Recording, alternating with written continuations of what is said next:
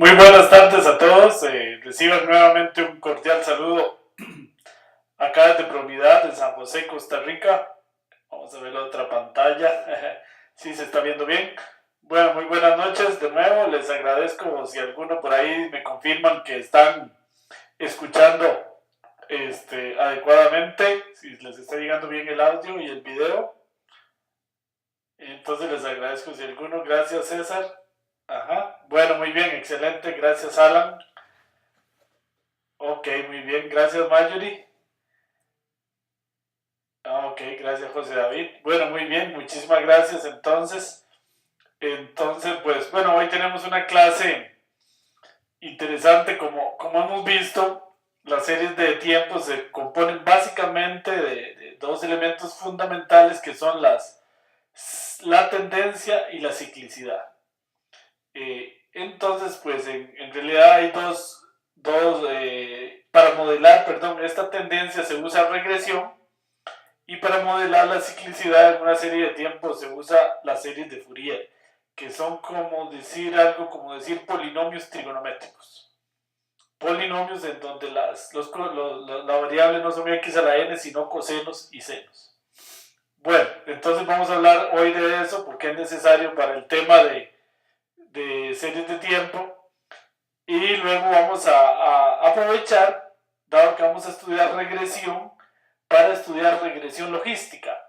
La regresión logística en realidad no tiene nada que ver con el tema de series de tiempo, bueno, por lo menos así directamente, pero sí es un método muy usado como método predictivo, en el sentido de los métodos predictivos que vimos en el curso de métodos avanzados. Y entonces vamos a aprovechar para hacer regresión logística. Y también vamos a hacer métodos de regresión mucho más modernos que los clásicos, la clásica regresión, que son los métodos de Lasso y el método Rich o de penalización, que son métodos más modernos de regresión, los cuales tienen la gran ventaja de que hacen selección automática de variables. Bueno, entonces esos son los temas del día de hoy. Como siempre, un poquito cargada la clase, pero bueno, esa es la idea. Les agradezco entonces, por favor, como siempre, mantener ahí el micrófono cerrado, especialmente Jorge, que me dicen que lo tiene abierto, para no interferir y que no se nos meta ruido.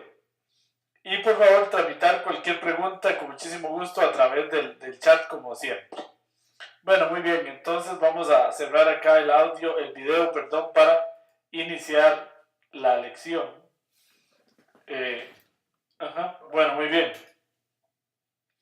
Entonces, como les decía, acá, ya entrando en materia, y como se ve ahí en la pantalla, pues tenemos una serie de tiempo en negro, y se ve que hay una tendencia de crecimiento y al final un poquito va a decaer, que se puede modelar mediante una regresión, que es ese polinomio cuadrático que está en rojo, y después se puede modelar la ciclicidad, que lo estamos haciendo ahí en azul, con una serie de Fourier.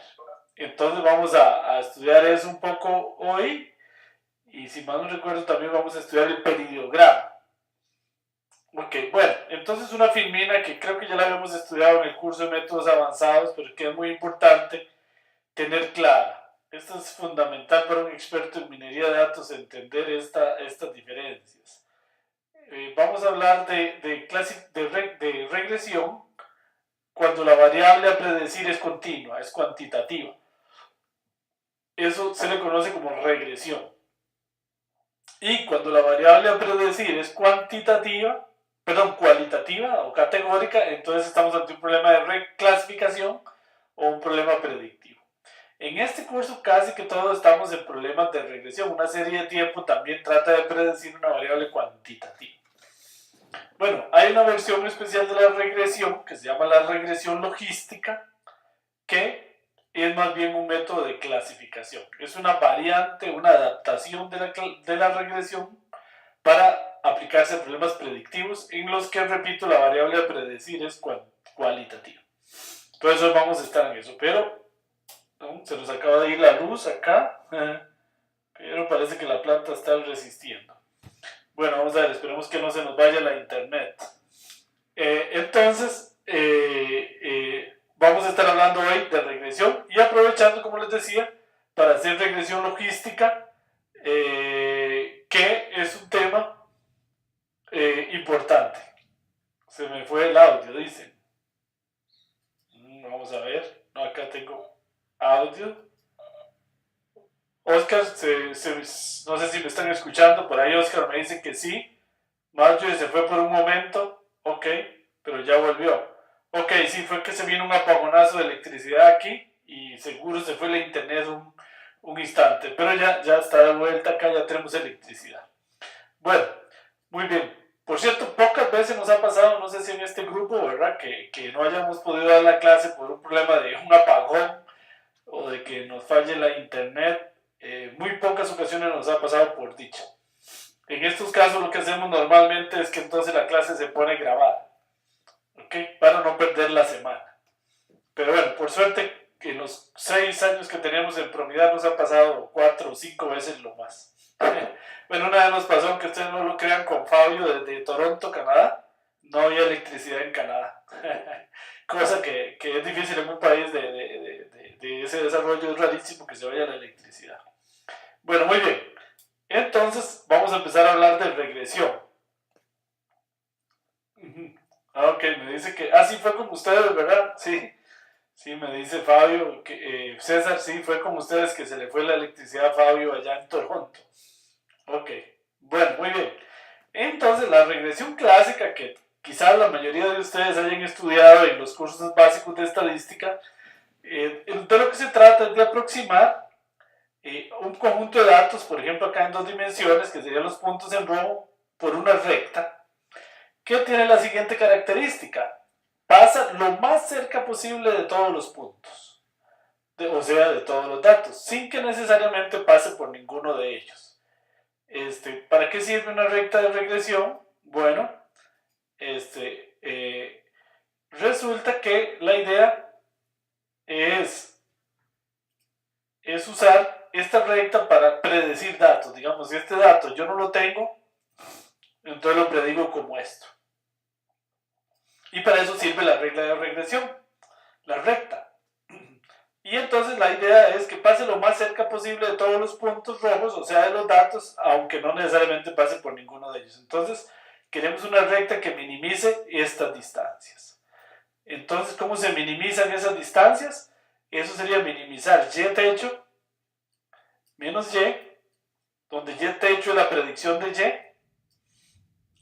Entonces queremos que esto sea mínimo. Si todas coincidieran, esto da 0, porque la predicción siempre sería igual al valor exacto. Entonces aquí digamos sobre i, entonces queremos que eso sea mínimo, pero para tratar de que la función sea minimizable y derivable, entonces se eleva al cuadrado, porque si esto es mínimo, al cuadrado también es mínimo, y luego se suman desde i igual 1 hasta la cantidad de datos, digamos n, y se trata de minimizar esto que se llama el error cuadrático medio. A veces después se le toma una raíz para tratar de mitigar este cuadrado. Entonces el objetivo es minimizar el error cuadrático medio, de manera que geométricamente quiere decir que estas distancias sean mínimas. ¿Cómo se puede encontrar una recta? Pues todos sabemos del colegio. Les agradezco ahí si me apagan el micrófono. No me lo están pudiendo apagar aquí los técnicos. Perdón que ya tuvimos que salirnos. Es que tienen un micrófono encendido.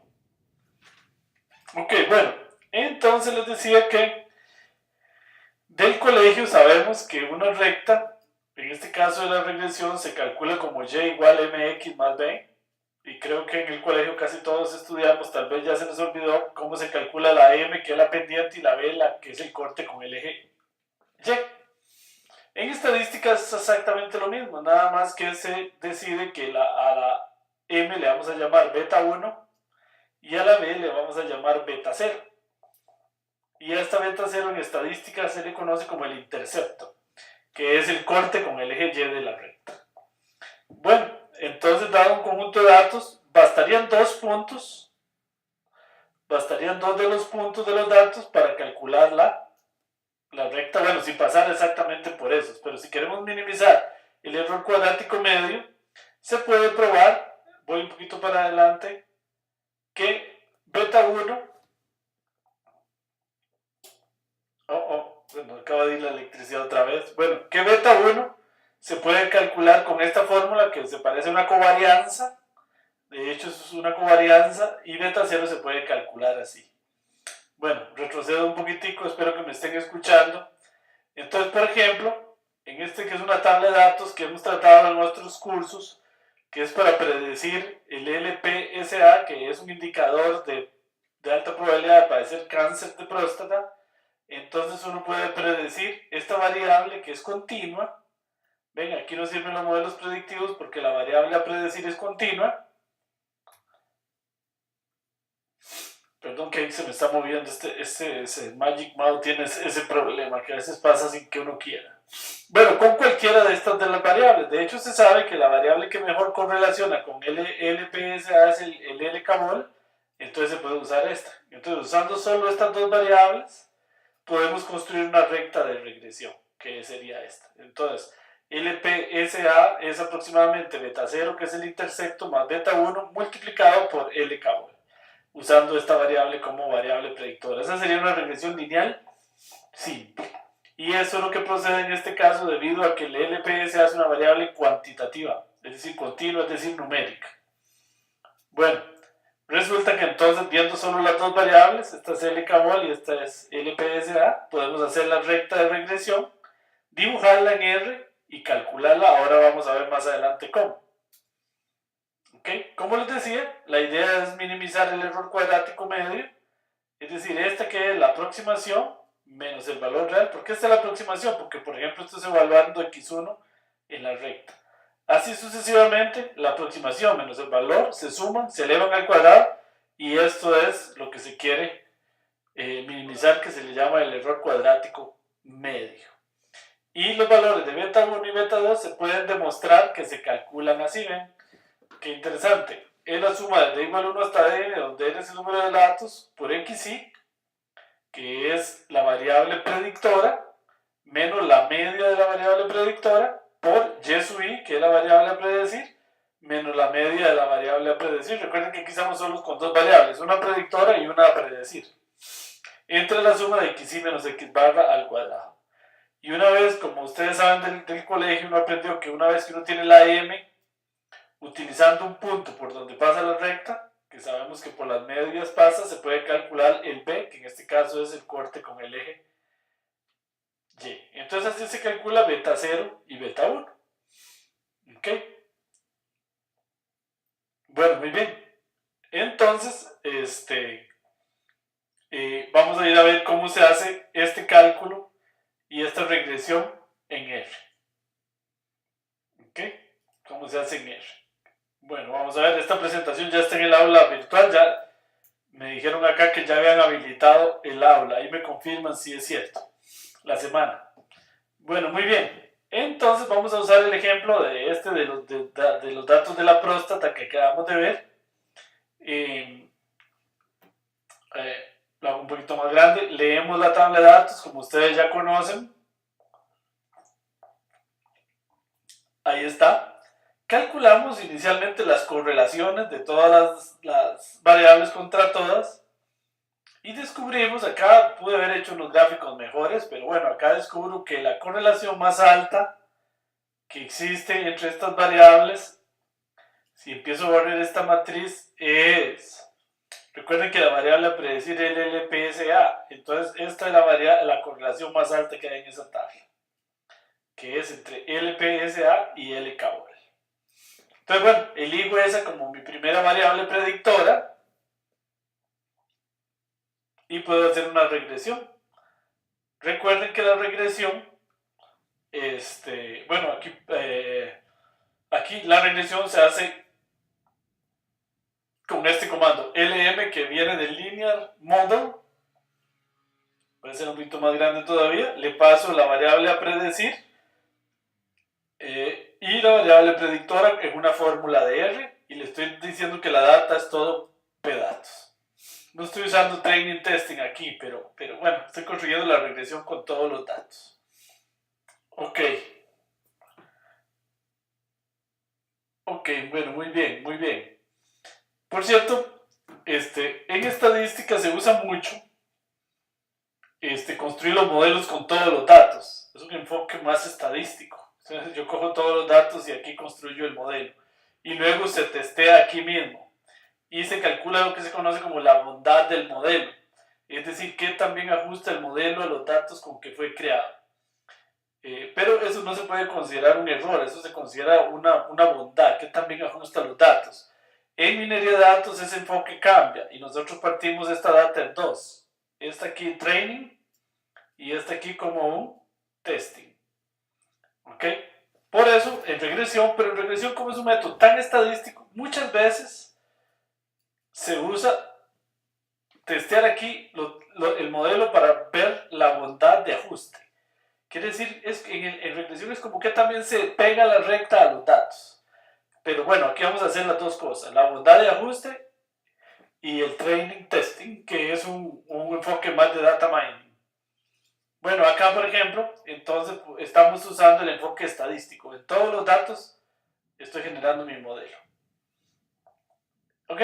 Y entonces ahí genero el modelo, aquí me da, este es el intersecto, este sería beta 1 y este es beta 0. Y acá lo ploteo. Acá ploteo la recta y los puntos. Lo puedo hacer porque solo tengo dos variables. Ok, bueno, yo puedo predecir con la función predict, como es usual en R, le paso el modelo. Acá y de una vez estoy creando un data frame. Ahí mismo, que es como una fila nueva. Entonces con esa fila nueva le estoy diciendo que me haga una predicción y me dé el intervalo de confianza, que es muy usado en estadística también. No predecir exactamente un número, sino un intervalo de confianza, que es donde podría oscilar la predicción. Y entonces aquí lo tenemos. Nos da el fit, que es la predicción, y nos da el lower y el upper, que serían el mínimo del intervalo y el máximo del intervalo de confianza respectivamente. ¿Ok? Bueno. Igual puedo hacer yo una regresión usando como variable predictora la edad, por ejemplo. Acá está el intersecto, la pendiente, y se ve que la predicción, con solo ver la bondad de ajuste, que esto sería la bondad de ajuste de cómo ajusta la curva azul a los datos, se ve que es menor que la que tenía LPSA con LKWL. Y bueno, aquí hago una predicción también con estos datos que le paso acá y le pido que me dé un intervalo de confianza. Bueno, muy bien. Todo lo que hemos hecho hasta ahora es con una variable predictora y una variable a predecir. ¿Qué pasa si hay más? Entonces estaríamos ante un problema de regresión múltiple, que es lo que vamos a hablar seguidamente. Y antes voy a ver una preguntita aquí en el chat. Me dice, no entiendí muy bien la función DataFrame. Bueno, es que recuerden que en R, cuando yo voy a hacer una predicción, R espera, ¿qué se me hizo? R espera un data frame. Esta sería como quien dice la tabla de nuevos individuos o la tabla de testing. Recuerden que yo para predecir le paso el modelo, la tabla de testing, bueno, y esto otro que es el intervalo de confianza. Entonces aquí, como quien dice, estoy haciendo la tabla de testing. Y la tabla de testing tiene que ser un data frame. Y por eso es que esto, que es un vector, que le voy a llamar edad, de una vez lo tengo que convertir en un data frame porque predict espera como parámetros el modelo y un data frame donde viene la tabla de testing, que en este caso sería un solo individuo. Ahora lo vamos a hacer con una tabla de testing. Bueno, les ruego por favor mantener el micrófono cerrado ahí, que alguien nos está metiendo un poquito de ruido. Ok. Los beta de modelo los puedo validar. Sí, bueno, los beta, justamente en el testing, yo logro calcular el error cuadrático medio y ver qué tan buenos me están dando esos beta, o sea, ese modelo. Los beta, dicho sea de paso, y por eso la regresión le gusta tanto a mucha gente, los beta se pueden interpretar como un sistema de pesos que le da un peso a cada variable, lo cual lo hace fácil de interpretar. Aunque en cierta manera es un modelo limitado, porque si uno se lo imagina realmente, una regresión no es más que una red neuronal de solo una capa. Ok, pero bueno, muy bien. Ok, excelente. Bueno, entonces aquí estamos hablando del error estándar de los residuos, que es sacarle la raíz cuadrada al error cuadrático medio para matar un poco el tema de la regresión.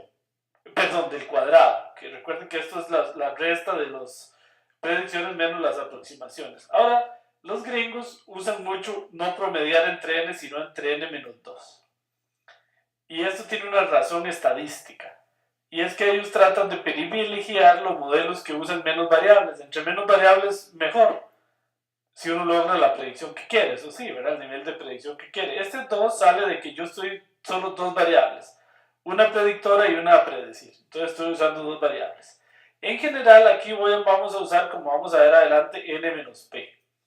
Donde p es el número de variables predictoras. ¿Ok? Bueno, el número de variables totales. ¿Ok? Aquí va a estar el número de variables totales. Porque la idea es que entre más grande p, esto tiende a hacerse más 1 entre un número más grande.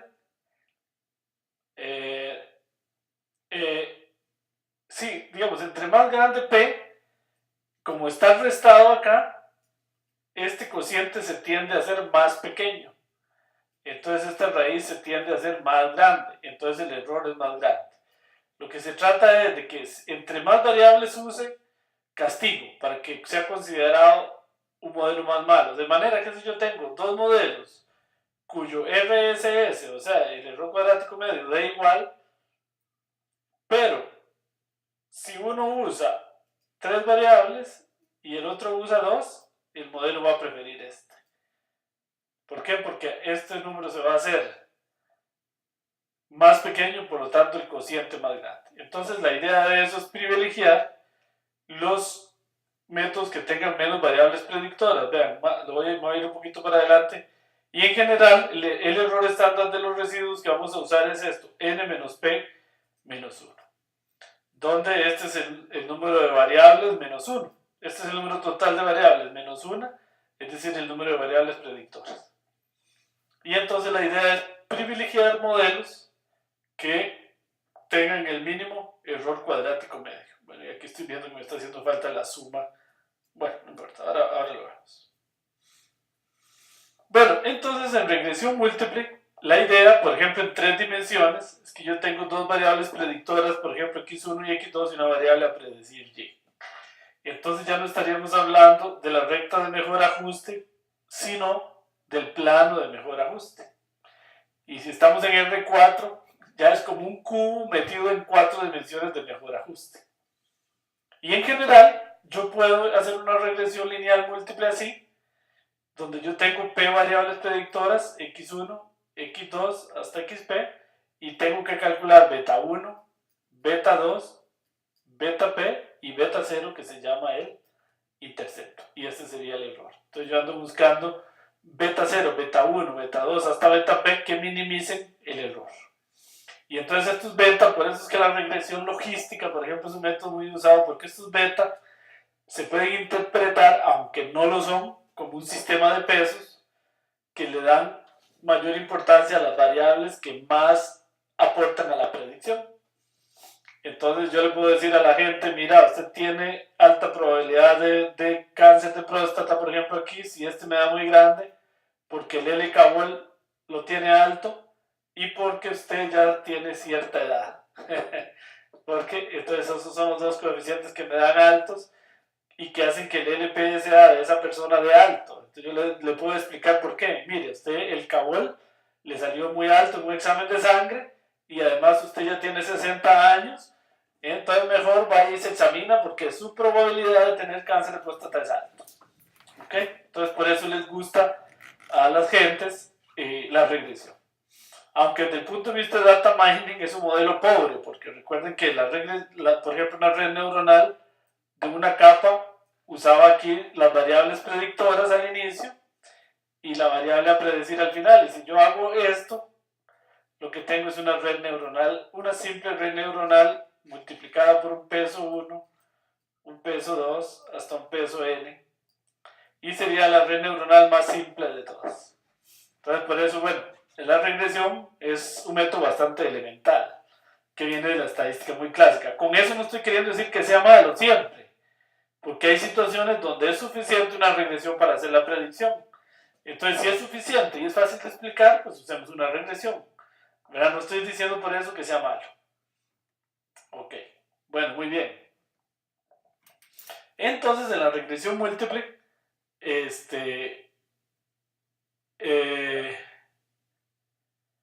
la regresión múltiple, por ahí se me está metiendo un ruido. Bueno, en la regresión múltiple, entonces yo tengo que encontrar beta 0 y la sumatoria de los y un conjunto de betas. Entonces, igual, minimizando el error cuadrático medio, que no podemos entrar en este curso mucho detalle aquí, se puede probar matemáticamente, bueno, antes visto que, bueno, se puede probar que beta se puede calcular como x traspuesta por x, la matriz inversa por x traspuesta por y, donde x es la tabla de datos. Eso se puede calcular así. Y el pronóstico, que es y techo, se puede calcular, o la predicción, como la matriz x, que es la tabla de datos, por el beta. Este beta es un vector. Este beta es un vector. Estamos pensando aquí como un vector que tiene beta 0, beta 1, hasta el beta n, si tenemos n variables. Bueno, entonces así se puede calcular. Y luego multiplico por la tabla de datos y tengo la predicción. Para los que han estudiado álgebra lineal y esas cosas, se puede demostrar matemáticamente que la predicción no es más que la proyección del vector en el plano generado por los vectores de las variables predictoras. Pero bueno, eso es un tema más complejo, más del lado de los matemáticos. Bueno, se nos acaba de ir la luz un instante otra vez. Vamos a ver si está boicoteándonos. Bueno, nosotros tenemos aquí una planta que dura 7 horas. Entonces no tenemos problema en que se nos vaya la luz. El único problema es que se nos va la internet. A veces cuando se va la luz se va la internet. Entonces, aunque tengamos baterías para sostener todos los equipos 7 horas, no hacemos nada sin internet. Así es el mundo ahora. ¿Qué hace que sin internet ya no se puede vivir? Aunque parezca increíble. Bueno, vamos a ver que tengo una preguntilla por ahí en el chat. Los beta del modelo, profesor, vamos a estimar con máxima verosimilitud, que esa palabra me cuesta mucho. No, Fernando, eso lo hacen mucho los estadísticos. Nosotros no vamos a usar el índice de máxima verosimilitud, sino vamos a usar, como hemos usado en todos los cursos en Data Mining, el enfoque de Machine Learning y de Data Mining, que es ver el modelo que mejor da en el testing. O mejor aún, como ustedes lo van a hacer en la tarea, el modelo que mejor da o que minimiza el error usando validación cruzada. Eso es mucho menos engañoso, porque realmente estamos midiendo la calidad del modelo con datos nuevos. Bueno, ¿la regresión solo se aplica en una línea recta? No. De hecho, la regresión hay lineal, y aquí ya cuando tenemos esto ya no estamos hablando de rectas. Se puede hacer regresión cuadrática, regresión cúbica, y se puede hacer un montón de cosas tremendas. Nosotros estamos hablando aquí del enfoque más lineal, en efecto. Pero sí, no tiene por qué ser lineal. Bueno, algunas de las preguntas importantes es que también el modelo ajusta los datos. Es que al menos algunos de los predictores son útiles para predecir, es decir, ¿qué tan buenas son las variables predictoras? Ahora vamos a ver los métodos Lasso y Rich que nos ayudan un poco a eso. ¿Todas las variables predictoras ayudan a explicar Y? ¿O será que algunas no? Vamos a ver más adelante que no necesariamente más variables es mejor. Bueno, como les decía, vamos a medir el error cuadrático como la raíz cuadrada del error estándar de los residuos. Para que ustedes entiendan esto es una simple resta entre la predicción, el techito de la predicción, y este es el valor a predecir. Si todas las predicciones fueran perfectas, esto da 0, ¿verdad? Y entonces esto da 0. Se eleva al cuadrado, ¿por qué? Para hacer esto una función cuadrática, porque las funciones cuadráticas son derivables y tienen mínimos y son más fáciles de encontrar. Luego se saca esta raíz para tratar de matar este cuadrado y se pondera de esta manera, que ya les decía, es como un promedio, pero que castiga a aquellos modelos que usan más variables predictoras. O visto al revés, privilegia los modelos que usen menos variables predictoras. Y acá es donde me está faltando unas sumatorias, porque tengo un problemita aquí en esta Mac, y es que en Office no tengo instalado un plugin. Pero no hay problema, me voy a ir al PDF, porque eso se me ve muy feo sin ver. Lo vamos a ver aquí en el PDF. Lo malo del PDF es que se pierden algunas animaciones, pero que si no, no se entiende. Voy para adelante, perdón. Bueno, acá, entonces, otras maneras de medir el error. Perdón, ahí estoy. Otra manera de medir el error que se usa mucho y que es un enfoque también que se usa mucho en data mining, que es el mean square error, que es una versión que es lo mismo casi de antes, básicamente lo mismo, pero la diferencia es que aquí hacemos un promedio normal, dividimos en trenes, no castigamos por variables. Entonces eso es lo que se conoce como el mean square error puro. ¿Ok? Este se usa mucho en data mining. Luego hay algunos que se usan mucho en temas de serie de tiempo, que es el error relativo, que este error es más fácil de interpretar, porque él resta el valor absoluto de la predicción menos, el valor exacto menos la predicción, la suma, entre la suma total de los datos. ¿Qué es lo que es la ventaja del error relativo? Es que nos da un porcentaje. Entonces, como divide entre estos como un porcentaje, entonces este error es más fácil de interpretar, porque si da 20, yo digo tengo un 20% de error relativo a la magnitud total de los datos. Entonces se usa mucho el error relativo y sobre todo para medir predicciones en series de tiempo. Este es muy usado. Bueno, vamos a ir a hacer entonces regresión lineal múltiple en R. ¿Ok? Y antes voy a ver una pregunta que me llegó al chat. Me dice, profesor, pero ¿cómo vamos a probar con training y testing la validación cruzada? No, Fernando, no me malinterprete. Puede ser training y testing o validación cruzada completa, como ya estudiamos en el curso de métodos avanzados. No es que vamos a hacer las dos cosas. Pero digamos, en el caso más simplista, es mejor hacer training testing. Si la regresión gaussiana aplica a variables de respuesta cuantitativas. Bueno, no tiene nada que ver, porque mido el error cuadrático medio ahí, no importa que sean cuantitativas. Ahora, lo vamos a hacer más con regresión logística, Fernando, donde la variable a predecir es cualitativa. Pero no importa que sea una variable cuantitativa, ahí siempre se puede calcular el error cuadrático medio. Entonces no se podría hacer la matriz de confusión como la vemos en otros cursos. Ahí sí tiene razón. Sí, no se podría hacer la matriz de confusión, sino nada más medir el error cuadrático medio. Sí, porque la variable a predecir es cuantitativa. Ahí tiene toda la razón. Ahora, en regresión logística, Fernando, la variable a predecir va a ser cualitativa, entonces sí podemos hacer la matriz de confusión, como vamos a ver más adelante. Muchas gracias, muy buenas preguntas. Bueno, entonces yo puedo hacer regresión múltiple. Por ejemplo, aquí digo, predígame el LPSA usando LKBOL, weight y hash, o age. Entonces vamos a usar tres variables, el peso, la edad y el cabol para predecir el LPSA. ¿Okay? Y entonces aquí nos calcula R un coeficiente para cada variable y un intercepto. Ven que esto no es exactamente un sistema de pesos, porque hasta hay números negativos y no suman uno. Pero mucha gente lo interpreta así, a veces un poco erróneamente. Bueno, entonces aquí predigo el LPSA usando todas las variables predictoras, recuerdan, con este punto. Y entonces aquí me da el intercepto y un coeficiente para cada variable. Ok, ahora, bueno, ¿cuál modelo será mejor? ¿Este usando solo 3 predictores? ¿O este usando todas las variables predictoras? Bueno, vamos a usar un training testing, que es lo que le decía ahora a Fernando, creo.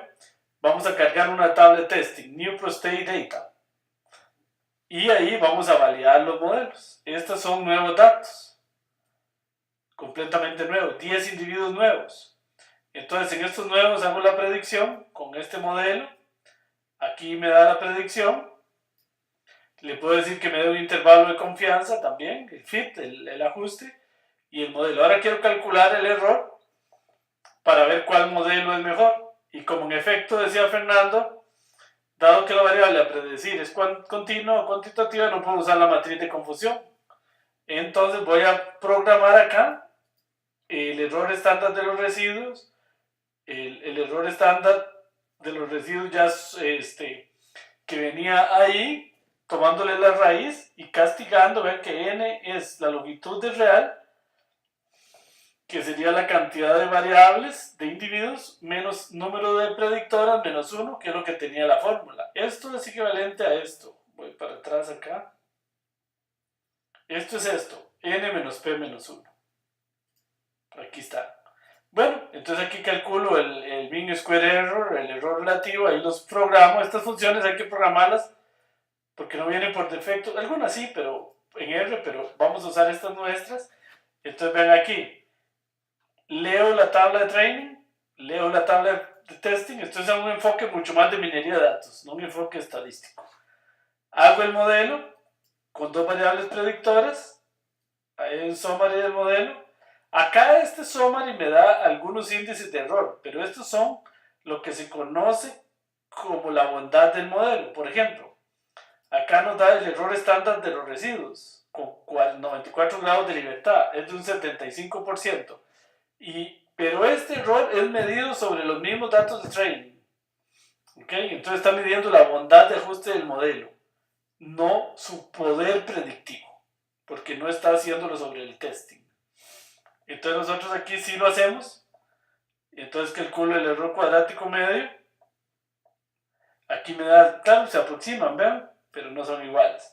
Con dos variables, el error cuadrático medio en la tabla de testing es 75,76. Ajá. Ok.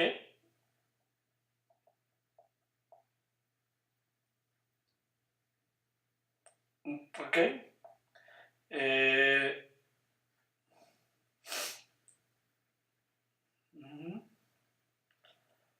Acá es con dos variables predictoras. Ajá. Y acá. Ok. No, perdón. Acá estoy confundido. Acá es pedatos. Acá estoy usando todos los datos. Por eso es que este valor, más bien acá, es exactamente igual a este. 75,57 y aquí 75,56. Si los redondeamos son iguales. Y esto comprueba lo que les estoy diciendo, que este error que nos da el modelo, si le hacemos summary modelo, es sobre los datos de training. Entonces aquí lo calculé sobre los datos de training. Ahora, para ser más realista, lo calculo sobre los n datos, que es la tabla de testing. Y vean que me dio 93. ¿Ok? Me dio bastante más alto, lo cual nos comprueba que esto no es buena idea para métodos predictivos, porque está subestimando el error. ¿Ok? Bueno, el error relativo me dio 0.26, eso quiere decir que es de un 26%. Ahora voy a hacer un modelo, pero con todos los datos, es decir, usando todas las variables como predictoras. Entonces, el error estándar es de 69, bajó. Aquí lo hago yo a pie sobre todos los datos, me da igual. Y aquí lo hago sobre el testing y el error relativo, 29%. Y aquí 1.04. Entonces vean que el error nos está aumentando, más bien. Usamos más variables y más bien nos aumentó el error. No era mejor. Este otro nos había dado 93 aquí y aquí 26%. Entonces con más variables más bien empeoró el modelo. Vean, 29% aquí en el error relativo. Entonces ahora, bueno, ¿cuánto es mejor usar? Vamos a usar solo una variable ahora. Primero usamos 3, luego todas y ahora solo una. Y el error relativo nos da 78%. Aumenta un poco. Y acá un 30%. Aumenta todavía más. Entonces eso nos pone ante un dilema de la estadística en general y es cómo seleccionar variables. ¿Cuáles son las mejores variables? Desgraciadamente esto es un problema combinatorio que no es fácil de resolver, porque sería probar, la única manera de estar seguro es como hacer todas las pruebas posibles, ¿ok? Todas las combinaciones posibles de variables, hacer la predicción a ver cuál da mejor. Esa sería la única solución, pero es un problema combinatorio. Ahora vamos a ver el método Lazo que nos ayuda en esa problemática. Bueno, muy bien, que son la regresión Rich y la regresión Lazo. Vamos a ver acá, me dice José David, profesor, en estadística los beta del modelo los validamos a través de pruebas de hipótesis. Bueno, buena pregunta, José David. Ya las pruebas de hipótesis son algo que está empezando a ser descartado. En la minería de datos, sobre todo, no se usan pruebas de hipótesis. Porque le voy a decir una cosa muy interesante y que es objeto de discusión en toda la comunidad estadística mundial. Y es que cuando n, este mouse me está traicionando, es que cuando n tiende a infinito, donde n es el número de datos, las pruebas de hipótesis siempre dan verdaderas. Entonces no sirven de nada. Es decir, que ante problemas de Big Data, las pruebas de hipótesis ya no sirven. ¿Ok?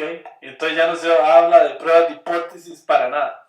Ahora lo que se usa y lo que se usa en data mining es pruebe usando validación cruzada o pruebe usando por lo menos el enfoque training testing y mide realmente el error.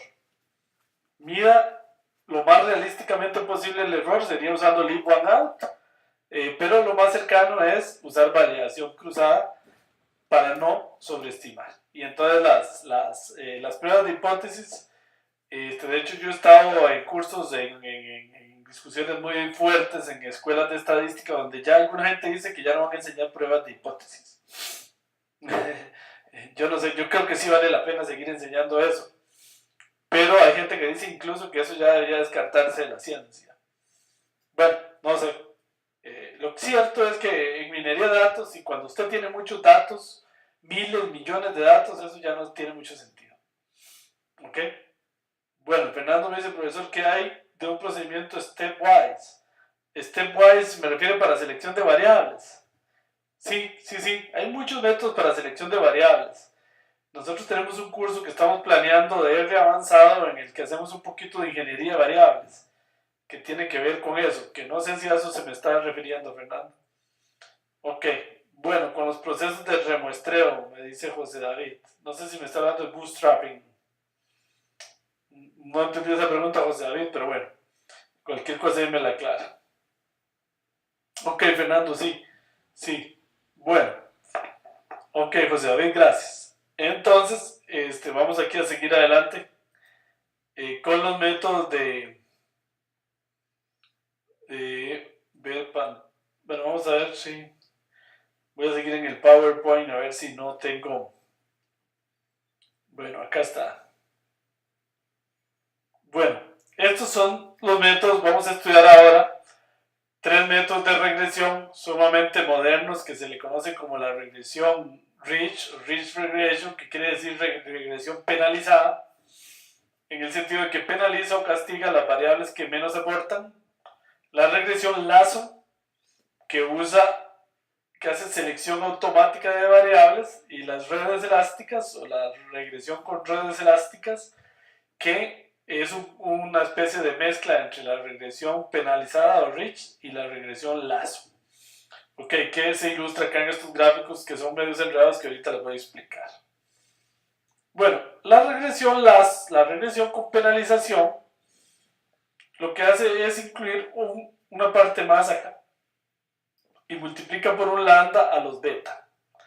De manera que trata de penalizar o castigar, y esta fórmula lo que trata es aquellos beta que son muy grandes. Okay, aquí está el error cuadrático medio y acá está la penalización. Es un tema un poquito complicado. Y entonces el problema de regresión Rich es aquella que minimiza el error cuadrático medio pero sujeto a estas restricciones. Entonces se vuelve un problema de optimización bastante más complicado que el clásico. esquema de la regresión. Pero este método tiene la característica de penalizar automáticamente, es decir, hacer más pequeñitos los beta de aquellas variables que aportan menos. Entonces, muy interesante. Entonces, las variables que menos aportan a la predicción se tienden a tener betas chiquititos. Entonces, cuando se hace la predicción, esas variables aportan menos. Que se puede probar matemáticamente, para eso requeriríamos como un semestre, que el beta en la regresión Rich se calcula como x traspuesto por x, donde está la tabla de datos, más lambda por y, todo a la menos 1, la matriz inversa, por x traspuesta por y, donde y son las variables predictoras. Lo que agrega nuevo es este elemento aquí. Y es la matriz de identidad de tamaño n por n. Que bueno, esto es un poco complicado, pero bueno, el tema es que así se calcula beta, un poquito diferente que en la regresión clásica. ¿Qué es lo que hace la regresión Rich? Y estos gráficos que parecen como alguien despeinado.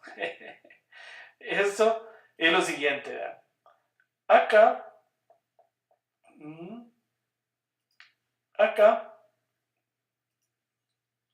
si nos quedamos acá, trazo una línea aquí,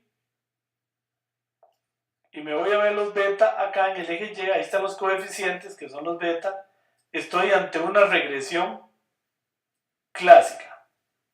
Serían los beta, este sería el beta que multiplica LSP, por ejemplo, sería este.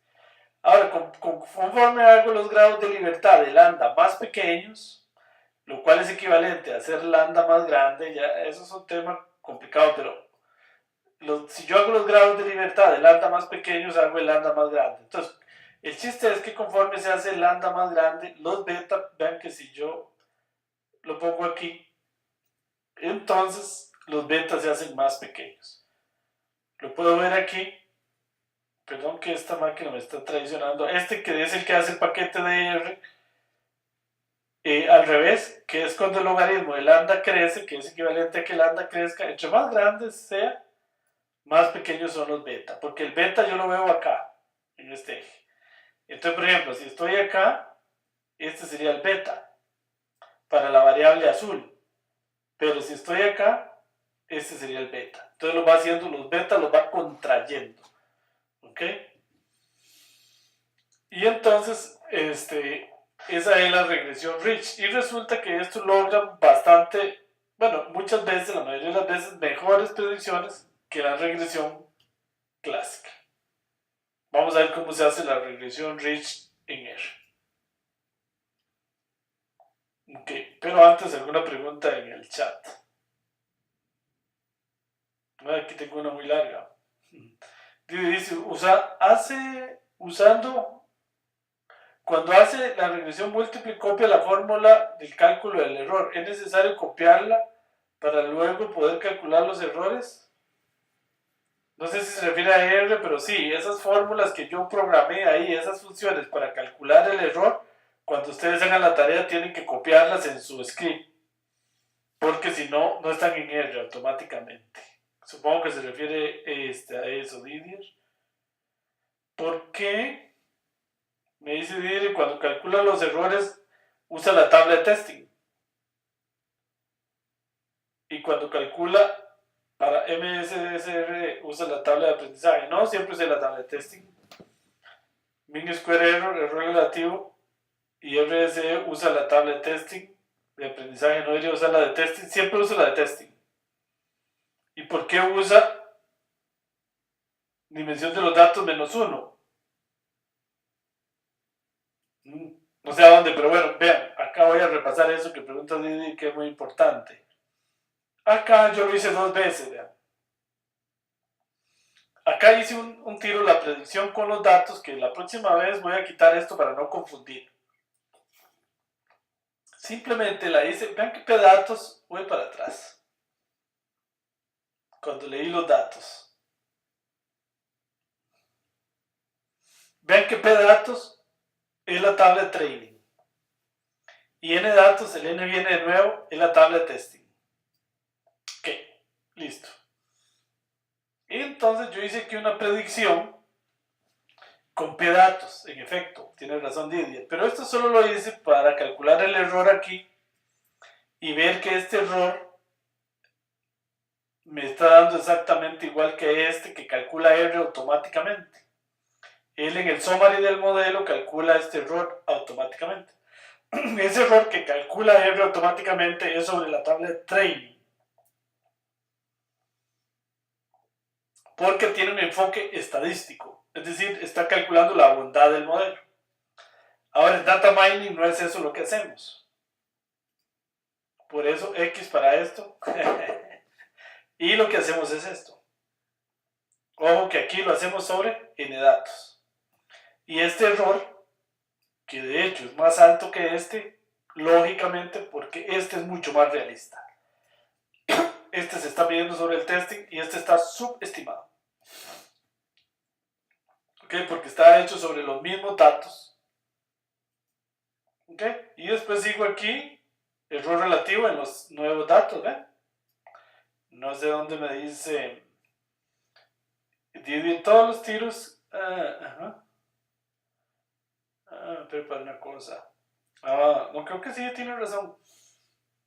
Esta predicción, sí tiene razón Didier en que este lo estoy haciendo con los datos de training para comprobar esto. Y aquí estoy usando el mean square error. Tienes razón Didier, perdón. Pero no sé, es que esta presentación está desactualizada. Pero bueno, la idea es que cheque la pregunta. Todo lo voy a calcular sobre la tabla de testing. Aquí solo lo estoy haciendo para ver que, para comprobar que R lo hace sobre la tabla de training. En minería de datos y todos los errores en la tarea, a menos que digamos lo contrario, para medir la bondad del modelo, podemos decir lo contrario, siempre será sobre la tabla de training. Perdón, sobre la tabla de testing, ya lo estoy enredando, no los ven locos. Sí, tienes razón. ¿Por qué hago aquí? DIN, ya me encontré esto. Dice, vea, este es el número de predictoras, que es lo que recibe la función. Ok. El número de las variables predictoras menos 1. ¿Por qué? ¿Por qué hacemos eso? Porque recuerden, yendo para atrás, perdón que se nos va, ya es un poquito tarde. Recuerden que eso es por esto. Recuerden que en Estados Unidos es muy normal usar esto. N menos P menos 1. Ese es este P. Ese que estamos viendo ahí es ese P. Okay. El número de variables predictoras, que en el fondo es la dimensión de los datos 2. ¿Por qué? Porque sería la columna 2. Okay. En la columna 2 está la cantidad de variables. Bueno, muy bien. Me voy para adelante porque si no, no terminamos. Pero gracias, Didier, por las observaciones. Tienes razón. Pero siempre todos los errores que estamos midiendo es mejor hacerlos sobre N datos. Didier y compañeros y compañeras. Ok, gracias. Sí, tenía razón. Voy a corregir eso. Voy a anotarlo aquí, lo corrijo y la vuelvo a subir. Para no causar esa confusión.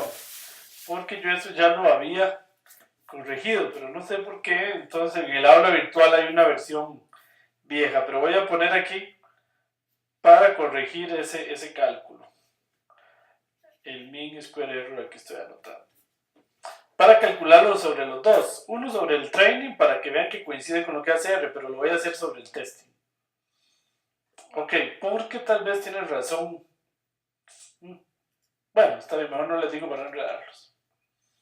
Bueno, entonces la regresión Rich, para seguir adelante, se hace con una función que se llama glmnet, que quiere decir Generalized Linear Model. Este es generalizar LM, que es la que hace la regresión, y net, porque en el fondo esto lo que hace son redes elásticas, que es un método que generaliza la regresión Rich y la regresión Lasso.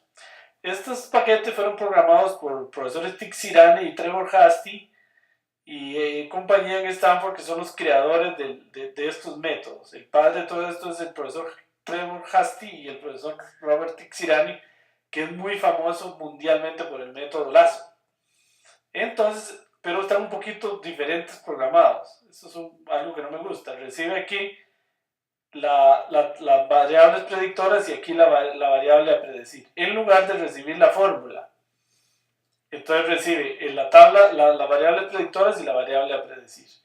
alfa igual 1 significa que va a usar regresión Ridge. Alfa igual 0 significa que va a usar regresión lazo. Y cualquiera en el medio va a ser una red elástica, como vamos a ver más adelante. En el lambda, esto es el número de folds que va a usar en la validación cruzada para algo que vamos a ver ahorita más tarde. Ok, vamos a usar una función que se llama model matrix, para construir X y Y a partir de una fórmula o a partir de una tabla de datos. Ok. Y vamos a usar un valor lambda, que es el que viene acá en la fórmula. Recuerden que acá en la fórmula de Ridge tenemos este lambda, que en las funciones se va a llamar lambda también. Ok, bueno. Entonces resulta que vamos a hacer regresión Ridge. Vean cómo se hace. Bueno, cargo el paquete, la biblioteca glmnet, leo los datos de training y testing, que debo corregir ahora, y con este matrix, model.matrix, le extraigo a esta fórmula las variables predictoras. Y ven que aquí dejo la matriz, pero con todas las variables predictoras, y le mete unos interceptos que tienen que ver con la regresión, pero no se complica con esto. Bueno, y entonces me quita básicamente la variable a predecir. Y entonces quito esta columna que mete para un tema ahí de regresión que vamos a estudiar, y acá tengo solo las variables predictoras, quitando la columna -1, que es para quitar esta columna de unos. ¿Ok? Y luego con pdatos $lpsa traco la variable a predecir, y ya puedo aplicar mi modelo. glmnet recibe en X las variables predictoras, en Y la variable a predecir, y alfa igual 0 significa que voy a usar regresión Ridge. Me parece que arriba lo dije al revés, no recuerdo bien, pero no importa. Alfa igual 0 es Ridge, alfa igual 1 es lazo. Ahora vamos a ver qué es lazo. Y con este plot, Ridge Model, me sale el gráfico en el que se ven las contracciones de los beta. ¿Qué quiere decir este gráfico? Pónganle cuidado porque este gráfico es un toque enredado. Si yo estoy aquí, quiere decir que este que está aquí, vean que aquí van los coeficientes beta. Por ejemplo, el coeficiente de la variable roja, que de hecho pone un número, lo cual es un defecto. La variable número 2 de la tabla de datos, eso es lo que quiere decir la variable número 2 de la tabla de datos, la variable número 1 y así. Pero bueno, el beta de la variable número 2 es casi 0.6. Y este es el beta de la variable número 5. Y aquí estaría el beta de la variable número 1.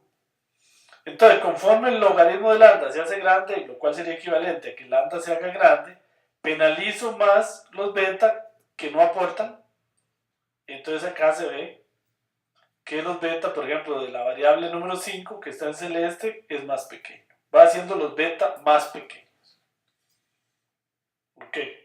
Bueno, entonces como ustedes verán, acá es muy interesante. Ridge, lambda, realmente esto no construye solo un modelo predictivo, sino una cantidad casi infinita.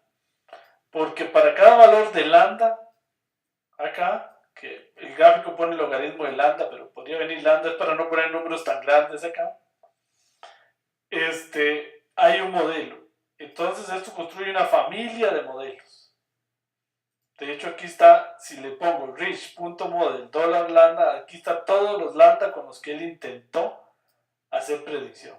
De hecho él intenta y calcula una gran cantidad de modelos. Entonces puede ser el lambda número 5, etc. Entonces para el lambda número 5, por ejemplo, estos son los coeficientes. Y para el lambda número 97, estos son los coeficientes, me refiero a los betas. ¿Ok? Ahora hay una pregunta. Entonces, de todos esos, ¿cuál uso? Pues son un montón. Bueno, por dicha hay una función que se llama CV, que viene de Cross Validation o de validación cruzada glmnet, que lo que hace es calcular los errores cuadráticos para todos los posibles lambda y los grafica con este plot aquí, acá. Entonces aquí, ¿qué es lo que va haciendo? Es variando el lambda, y esto que se ve aquí, entre un mínimo y un máximo, esto sería el mínimo error cometido y el máximo error cometido si usamos este lambda en validación cruzada, que por defecto él usa 10 fold, digamos, hace 10 intentos y aquí le van dando los errores y entonces él lo grafica. Luego él nos dice que el valor óptimo de lambda está entre aquí y aquí. Entre este punto y este deberíamos coger cualquier lambda que coja ahí, es los que van a dar mejor. Bueno, aquí me parece el logaritmo de lambda, no importa. Igual ese es el logaritmo de lambda estando ahí. Entonces hay una función que por dicha él la calcula con validación cruzada aquí, con este método, y ahí nos da el lambda óptimo. Este es el mejor lambda que podemos usar, 0.96. Entonces cuando hacemos la predicción, le pasamos el modelo Rich, le pasamos un parámetro S, el mejor lambda que él encontró, y le pasamos los nuevos datos. Y aquí nos da el error cuadrático y el error relativo. Y si voy a meterle aquí el mean square error y el error estándar de los residuos también. Se puede calcular aquí. Y entonces ya vemos acá que mejoró un poco, porque creo que nos había dado punto 30, por ejemplo, el error relativo. Ok, bueno, muy bien. Es un poquito enredado, ¿eh? No es fácil.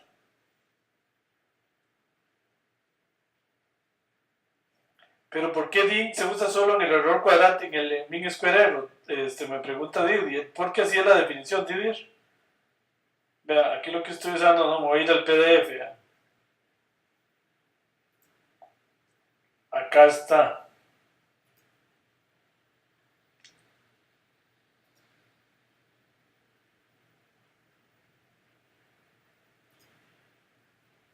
Ven, el n-p-1 solo se usa en el error estándar de los residuos. En el otro, en el mean square error, en el m, el promedio es entre n. ¿Ok? ¿Sí le queda claro, Didi? Y aquí es entre n-p-1. Que es por definición. Y en el error relativo ni siquiera está. ¿Ok? Sí, espero que le haya quedado claro. Me dice César, ¿para cuándo podría estar la corrección en el material, profesor? Porque yo noté el problema y no lo voy a anotar. Yo no noté el problema y no lo voy a anotar. Ok, César. Bueno, no, yo espero ahora tal vez terminada la clase me dé tiempo corregirlo y si no mañana en la mañana de fijo lo corrijo. Ok, sí, para que no es que haya ningún error, César. Todo lo que está ahí está bien. No hay ningún error. Lo que pasa es que me falta calcular el mean square error o el error cuadrático medio para la tabla de testing y no solo para la tabla de training, para no crear esa confusión que con toda razón decía Didier de que parecía que uno lo usaba solo para la tabla de testing y otro solo para la tabla de training. No crear esa falsa idea. Pero no es que haya ningún error. Ok, me dice Didier, cuando se hace regresión Rich se usa la tabla de aprendizaje para obtener los lambda, exactamente, sí. Y una vez que se obtiene el lambda correcto, con validación cruzada, realiza la predicción en la tabla de testing. Exactamente, Didier, muy bien. Muy bien, sí, lo está entendiendo muy bien. Ok. Bueno, muy bien. Entonces seguimos adelante acá y vamos a estudiar la regresión Lazo. La regresión Lazo se debe a este señor que está aquí, que es el famosísimo Robert Tixirani, profesor de la Universidad de Stanford, y es sumamente famoso mundialmente por haber propuesto justamente el método de Lazo en el año 1996, aunque también es el padre del cross validation y del bootstrapping, junto con el profesor Braille Efron, pero él es muy famoso por el método Lazo. Ahí en la foto está junto a este servidor hace ya como 8 años, 9 años, cuando yo estuve en Stanford haciendo estudios de postdoctorado y tuve el honor de llevar un curso con el profesor Tixirani en el curso de Statistical Learning no me acuerdo si el 1 o el 2, que es un curso doctoral allá en Stanford. Entonces tuve el honor de... y me tomé esa foto para la historia. Bueno, el profesor Tixirani es sumamente famoso y reconocido por este método, que tiene una característica muy interesante en regresión, y es que resuelve de manera mágica, diría yo, y automática el tema de selección de variables, y él hace una selección. Bueno, resulta que la gran diferencia es casi lo mismo que el método Rich, pero la diferencia matemática es que él usa aquí valor absoluto y en el método Rich se usa beta j al cuadrado. El beta j al cuadrado tiene muchas ventajas, y es que las funciones cuadráticas son derivables, etcétera, etcétera. Mientras que las funciones valor absoluto, como acá que le pone de beta j, no son derivables. Entonces el método de Tixirani fue viable hasta hace pocos años, porque resulta que no se traduce en este problema de optimización y yo no puedo encontrar una fórmula explícita para los beta. No hay una fórmula explícita como hay en la regresión clásica o en la regresión Rich, o por lo menos nadie la ha encontrado, así que el que la encuentre se puede hacer muy famoso en estos temas, hasta ganar el premio Nobel o por lo menos el premio Turing o alguno de estos. Bueno, entonces resulta que no hay solución explícita. Entonces, cada vez que yo quiero, tengo que resolver este problema de optimización con la computadora. Hace 10, 15 años, todavía 20 años que tiene el método, eso no era factible con ninguna computadora. Bueno, tal vez con ninguna es mucho exagerar, pero no con una computadora casera. Entonces, no es sino hasta los últimos años donde ya el poder de las computadoras es tal que en esta portátil que yo tengo en este momento puedo hacer regresión Lazo sin problema. La razón por la que la regresión Lazo hace selección de variables se debe a un tema matemático muy complicado, y es que él usó la norma 1, es decir, valor absoluto, en donde los círculos son triángulos o rombos como este, y la regresión Rich usa círculos, en donde los círculos son círculos. Ustedes deben pensar que estoy un toque loco. Pero resulta que cuando uno usa norma 1 en un espacio topológico, en matemáticas, los círculos son rombos. Y resulta que eso hace que las intersecciones se hagan en los ejes y entonces los otros se anulen. Pero bueno, eso es un tema ya de doctorado que no voy a entrar en detalle en este momento para poderlo entender. Aquellos que sean más del área de matemáticas, de la estadística teórica, si quieren entender esto a fondo, les recomiendo el libro del profesor Tixirani y Trevor Hasty, que es el libro Statistical Learning, que es bastante difícil de leer, pero donde él explica toda esa matemática a fondo, que se usa allá en los cursos de doctorales. Bueno, pero bueno, por dicho, para aplicar todo esto y entenderlo desde un punto de vista intuitivo, no es necesario saber esas matemáticas. Resulta que el método Lazo hace este gráfico de selección de variables. Resulta que estos son los beta para una regresión clásica. Como les decía, este es el valor de beta acá para LKOL. Este sería el valor de beta para LPC, y este es el valor de beta para edad. Ok, acá es lo mismo, nada más que este 5 es LKOL y el gráfico está al revés, y este es el que hace el paquete, y este paquete pone el logaritmo de lambda y este pone los grados de libertad. Pero es lo mismo, nada más que están al revés. Observen que entonces, por ejemplo, si yo hago el corte aquí, el beta para todas estas variables, para esta, para esta, para esta, para esta y para esta, se vuelve 0. ¿Qué significa que esos betas sea 0? ¿Sí? Pues que en la práctica solo va a usar 3 variables para predecir esta, con este beta, que sería SVI, esta, que es weight, L-weight, y esta que es LK. Entonces solo usa 3 variables y obtiene mejores resultados. Entonces hace selección de variables. Lo puedo ver aquí en este gráfico también. Acá si tomo el beta, ahí me quedó muy mal. Voy de nuevo. Que cuesta graficar con un mouse. Si yo tomo el beta acá, el lambda el logaritmo de lambda aquí en menos 2, elimino todas estas variables. Y solo uso estas tres. ¿Por qué las elimino? Porque sus betas son 0. Entonces, cuando yo voy a hacer la predicción y si un beta es 0, cuando lo multiplico por la variable x, es como si la variable no existiera, ¿verdad? Okay, entonces hace selección de variables automáticas, mejorando la predicción, haciéndola más fácil de interpretar, reduciendo el tema de costos, etcétera, etcétera. Ok, bueno. Entonces, ¿qué hora es? Bueno, entonces resulta que si vamos aquí a lazo, es muy fácil, se corre igual que Rich, nada más que aquí se le pone alfa igual 1. Y entonces todo corre exactamente igual. No lo voy a explicar en detalle porque todavía nos falta el peridiograma y algunas cosas, pero el modelo corre igual, nada más que aquí le pongan alfa igual 1. Y aquí se plotea el modelo lazo, donde se ve la selección de variables. Si vemos los lambda y vemos los coeficientes, vemos que por ejemplo, en el coeficiente lambda igual 5, ya hay, todas estas variables son 0. Es más, solo usa L cabol. ¿Ok? Y el intersecto. Pero para lambda igual 67, estaría usando todas las variables. Ok, con validación cruzada nos da el óptimo, que anda por ahí del logaritmo de lambda igual a menos 2. Y entonces aquí nos da la predicción que mejoró bastante. No tanto, pero sí mejoró. Depende del problema. Quiero decirles algo interesante. Estos modelos lazo y este tipo de cosas, esta gente, el profesor Tixirani y compañía ahí en Stanford, ellos trabajan en problemas donde el número de variables es gigante. Porque trabajan en problemas del tema de ADN y todo esto, donde hay más variables que individuos. Entonces, pueden tener 20.000 variables.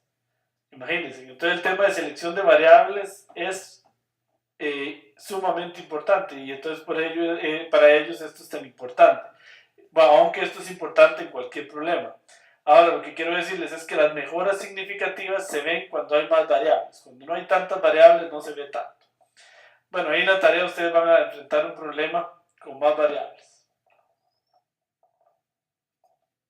Ok, en el chat me dice, enlazo, ¿cómo me doy que las variables que selecciono o es que el mismo cuáles quitó?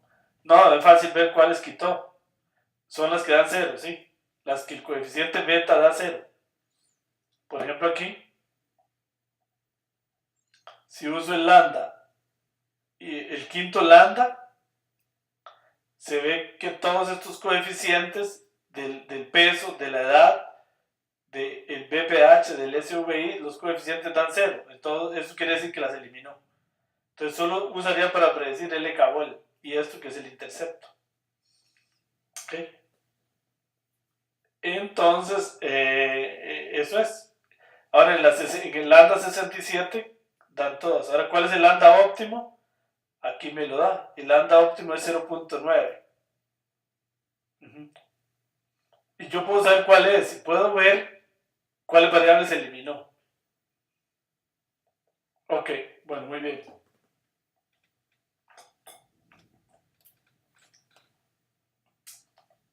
Ok. Bueno, entonces vamos a hablar un poquito de regresión logística. Aquí nos estamos saliendo un ratito del curso de series de tiempo, pero es porque es importante que ustedes sepan cómo sale la regresión logística, que mucha gente hoy por hoy todavía la usa, para predecir la variable cualitativa. Es una variante o una adaptación de la regresión clásica para que prediga una variable cualitativa. Entonces dice, si la variable a predecir es cualitativa nominal con más de 2 categorías, es incorrecto codificarla y aplicar regresión lineal. Si mucha gente dice, no importa, yo tengo fraude y no fraude.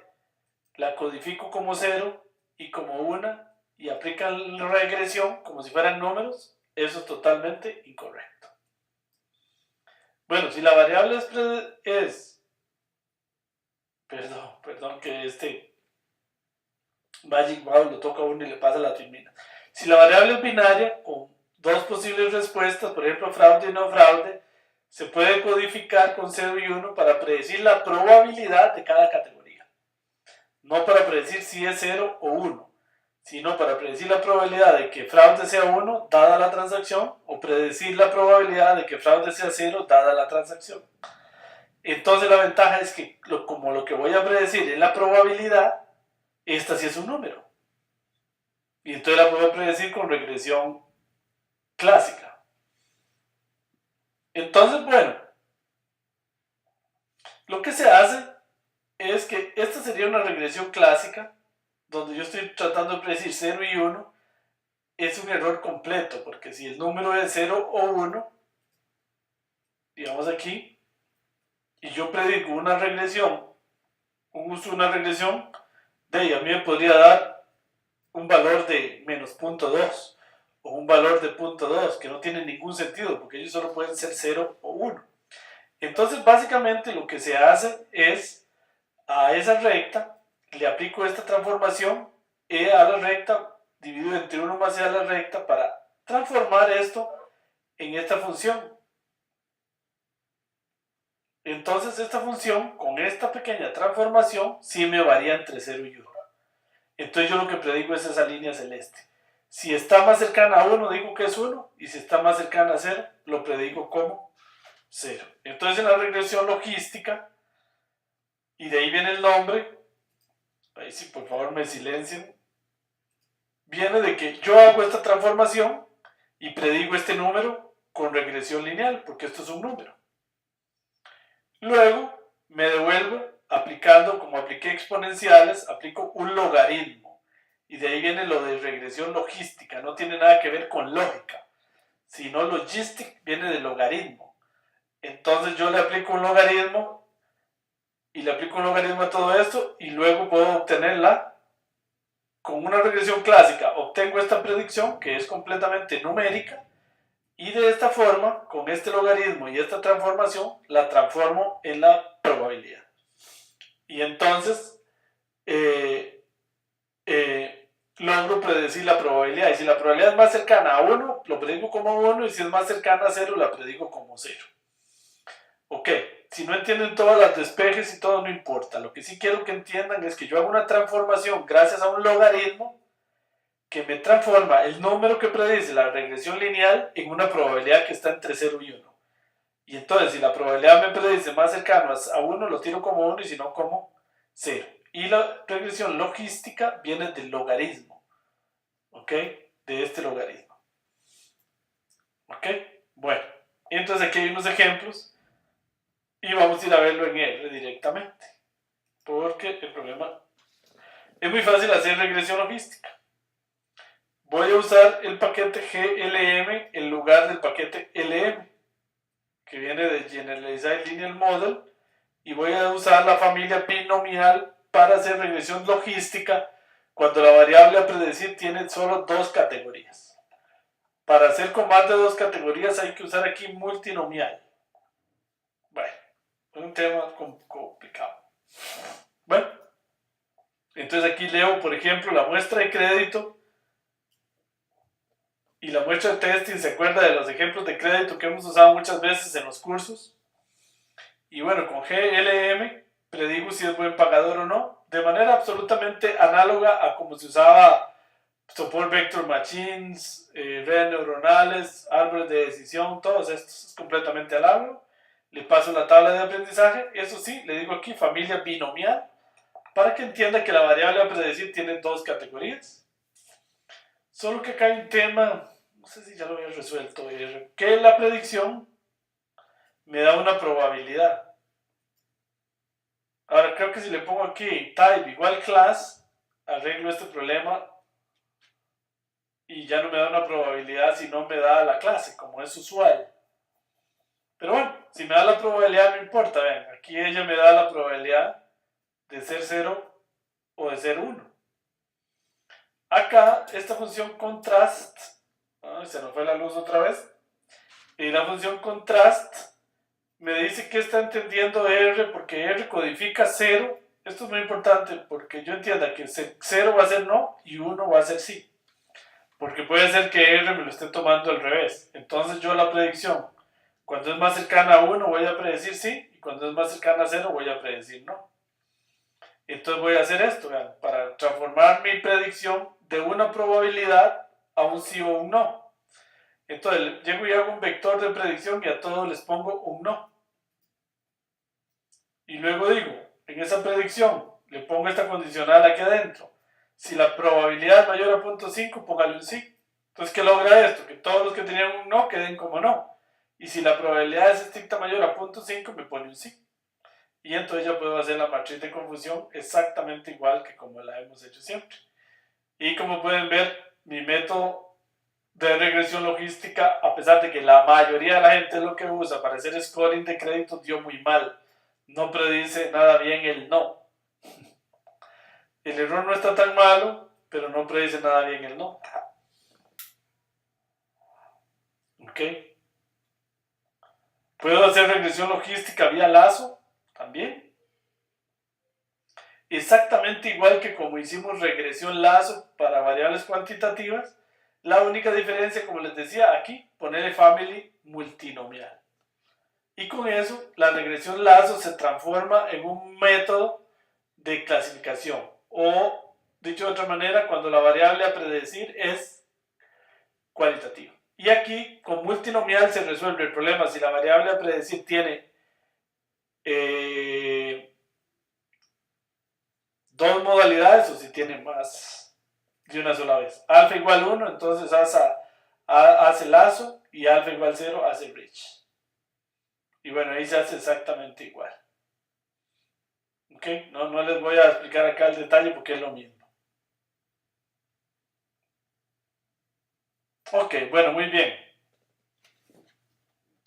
Muy bien. Vamos a seguir aquí adelante. Ok, bueno. Entonces, ok, bueno, muy bien. Vamos a ver si tengo una pregunta antes de seguir. Es que la clase de hoy es muy saturada. Bueno, yo siempre he tenido ese problema que quiero enseñar tantas cosas.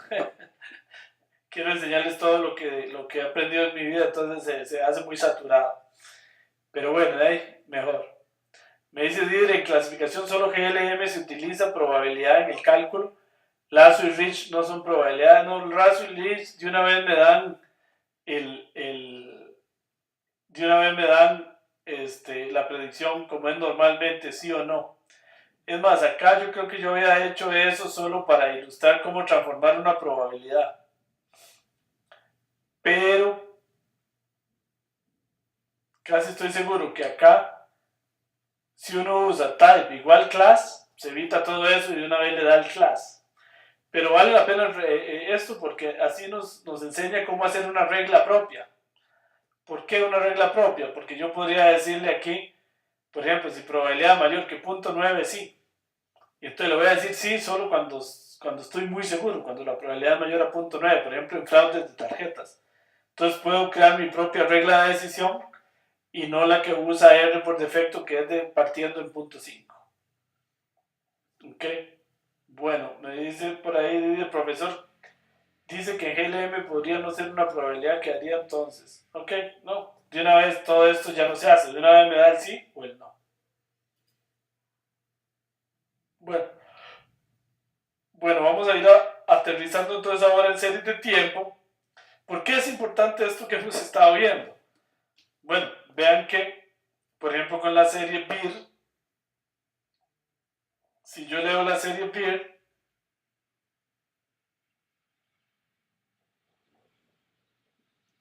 ok, si yo leo la serie BIR,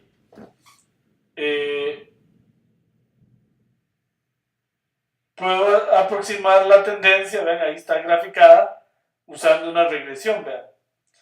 Aquí voy a hacer una regresión. Acá mismo vean donde está la regresión, para modelar la tendencia de crecimiento de la serie. Y aquí voy a hacer directamente todo, vean. Aquí ploteo a BIR, que son la serie en negro. Y acá voy a definir T2 igual a T cuadrado. Y voy a hacer algo que alguien preguntó antes. Voy a hacer una regresión lineal, en este caso cuadrática. ¿Por qué? Porque voy a predecir LBIR en función de T, que serían los datos, y de T2, que ¿qué es T2? T al cuadrado. $fit, que es la predicción, y la grafico en color 2. ¿Ven? Entonces aquí voy a hacer una regresión cuadrática. ¿Por qué? Porque en realidad estoy usando y igual a t más t al cuadrado. ¿Qué es lo que logro con esto? Y con esto me da los coeficientes. Entonces eso se llama la regresión cuadrática. Eso me logra hacer esta gráfica en rojo. En el fondo, no se preocupen que cuando hagamos Box y Jenkins y este tipo de cosas, no es que yo lo voy a hacer así a pie, pero siempre ha sido mi objetivo que ustedes entiendan qué pasa.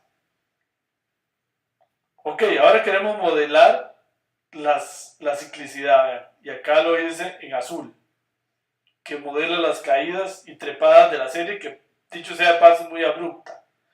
Entonces lo voy a hacer con una serie de Fourier. O sea, perdón, ¿por qué?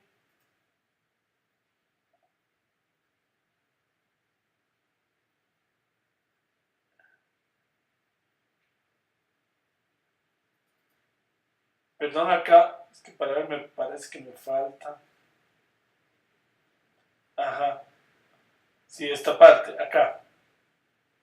Bueno, antes de seguir ahí. Bueno, entonces lo que queremos ahora ver es cómo modelar la ciclicidad, ver el periodiograma y la serie de Fourier. Resulta que una función periódica típicamente es como la función seno y coseno, que cada cierto momento repite el valor. Por ejemplo, acá y acá y acá más o menos van repitiendo. Digamos que aquí está t más pi, y aquí por ejemplo t más 2pi. Entonces cada cierta frecuencia va repitiendo. Eso se llama una función periódica. Entonces por eso se dice que una función que es periódica si f de t es igual a f de t más t mayúscula. Es decir, que cada t mayúscula va repitiendo el mismo valor, va dando lo mismo. Entonces cada cierto momento repite. Y a esta t lo que se le llama el periodo. Por ejemplo, las funciones seno y coseno más o menos cada 2pi van repitiendo. Son las típicas funciones periódicas. Entonces estas funciones tienen estos comportamientos así. Y esas son las que se usan para modelar la ciclicidad en la serie de tiempo, que se le llaman polinomios trigonométricos. ¿Ok? Bueno, aquí está. Por ejemplo, este es el coseno de a de 2pi entre t más t. Aquí vemos su ciclicidad. A esto se le llama la amplitud. A t se le llama el periodo. Y a zeta el desfase, donde zeta es el ángulo.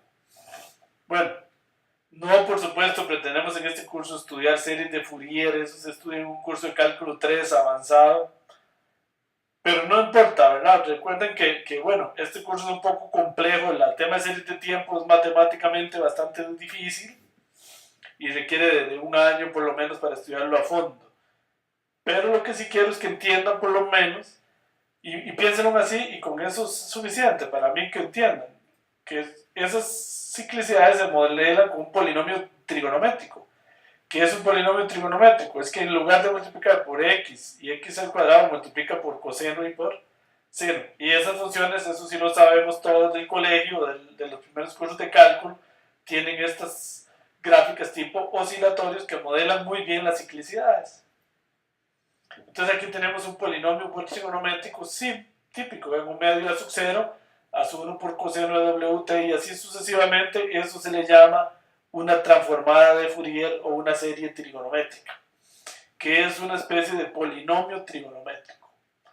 Bueno, ya en sí la trigonometría es complicada y esto es el de Fourier todavía más. Y está una cosa que se llama la transformada rápida de Fourier y todo eso. Pero bueno, al fin y al cabo, el chiste es que vamos a encontrar alguna función trigonométrica que nos modele de alguna manera la ciclicidad. Y voy a hacer un ejemplo aquí real en R, para que ustedes lo vean. Entonces, la tendencia la predije con esta regresión. La ciclicidad, vean cómo la voy a predecir. Voy a definir una función que es seno de 2pi por t. Y una función que es coseno de 2pi por t. A esta la voy a llamar sin de t y a esta cos de t. Y acá a la regresión, entonces ahora la voy a complicar. Voy a hacer una regresión. Voy a predecir L vir con t más t2, que era el polinomio, más seno por más coseno, que son seno de 2pi y coseno de 2pi. Y entonces con eso grafico en color azul. Y ahí me da esta ciclicidad azul que ven que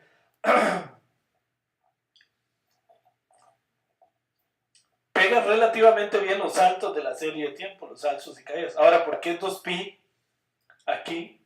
Bueno, eso es un tema que, por dicha, los modelos de Box y Jenkins y los modelos de Arima y de esto calculan internamente cuál es ese número ahí ideal para la serie que uno tiene. Ok, muy bien. Ok, vamos a ver aquí otro ejemplo con cajeros. Claro que con cajeros, por más grande que hago yo este ángulo, por más que multiplico un número, y aquí estoy usando una regresión con polinomios cúbicos, que va, el salto de eso es tan abrupto que es muy difícil de modelar. Habría que multiplicar ahí por números más grandes, pero bueno, algo salta ahí. La regresión, la tendencia sí la está captando bien, pero no está captando muy bien los saltos. Bueno, y para casi que el último tema es calculando el peridiograma. Esto es importantísimo en series de tiempo. El peridiograma quiere decir calcular el periodo de la serie de tiempo. Cada cuándo hace una repetición. Eso es importantísimo para hacer predicciones. Por ejemplo, las series económicas, como los cajeros automáticos, los pronósticos de ventas de productos en supermercados, todo esto, casi siempre los periodos de venta son las quincenas y los fines de mes. Por una razón muy sencilla, que es que por lo menos acá en Costa Rica, no sé, en los otros países de Latinoamérica, generalmente a los empleados se nos paga los 15 y los 30. Y entonces los 15 y los 30 es cuando la gente tiene plata y entonces va a hacer compras al supermercado. Entonces la serie hace una cosa así, donde esto es el 15 y esto es el 30, y descubrimos que la periodicidad es 15. Cada 15 días va repitiendo. Pero bueno, no siempre es así. Lógicamente otros fenómenos son cada 7 días, otros fenómenos son cada mes, cada día, o podría ser que no haya ciclicidad. También hay ciclicidades mucho más grandes, por ejemplo, que cada diciembre sube y al siguiente diciembre sube otra vez. Bueno, entonces para determinar y encontrar esto se usa algo que se llama el peridiograma. El peridiograma en R, y bueno, y no solo en R, en general, hace un gráfico como este, que parece un sintonizador. Y es que si tenemos la serie de tiempo aquí, hace un gráfico en el que sobresalen unos picos. Resulta que estos picos son muy importantes. El más grande, nos va a marcar el periodo más importante, porque puede ser que las series tengan varios periodos. ¿Qué se me hizo el mouse? Digamos, podría ser que tiene uno cada 15 días, pero también hay algo que impacta cada semana. Entonces digamos que estos son los quincenas, que dice que cada 15 días. Estos son que cada semana hace otro tipo de periodo, cada 7 días. Podría decirme que cada 3 días también hace alguna especie de ciclicidad, y por decir algo, esta me dice que cada 5 días. Ok, bueno, entonces el peridiograma me da ese gráfico. Ok, básicamente, ¿cómo se calcula el peridiograma? Usando la serie de Fourier, y ese peridiograma es lo que se conoce como la amplitud. Recuerden que antes vimos como, dada la función senos y cosenos, hay que calcular estas amplitudes. Bueno, resulta que no vamos a entrar en detalles porque sería imposible acá, pero el peridiograma nos lo da esta función, donde vean que este 2W son los ángulos y este A2, AP al cuadrado y BP al cuadrado son los coeficientes del polinomio trigonométrico de la transformada de Fourier. Bueno, no aspiro a que entiendan eso, por favor, no importa, pero sí que por lo menos entiendan que estamos calculando la amplitud de una función senoidal o cosenoidal o un polinomio trigonométrico. Y con esta fórmula se puede calcular esos picos que les decía. Aspiro a que entiendan eso, que en realidad son las amplitudes de las funciones trigonométricas, y a que entiendan cómo se calculan estos picos ahora en R y qué es lo que ellos significan. Bueno, muy bien. Entonces las funciones periódicas como esta, que es una sección, una serie perfectamente periódica, me da un solo pico. ¿Por qué? Porque tiene solo cada 15 días, digamos, repite exactamente lo mismo, una serie muy perfecta. Si la función es como esta, la serie, que no tiene periodos, solo me da un pico al puro inicio que hay que ignorarlo. De hecho, el primer pico siempre se ignora. Bueno, muy bien, vamos a ir a ver cómo se hace el peridograma en R y con eso terminamos.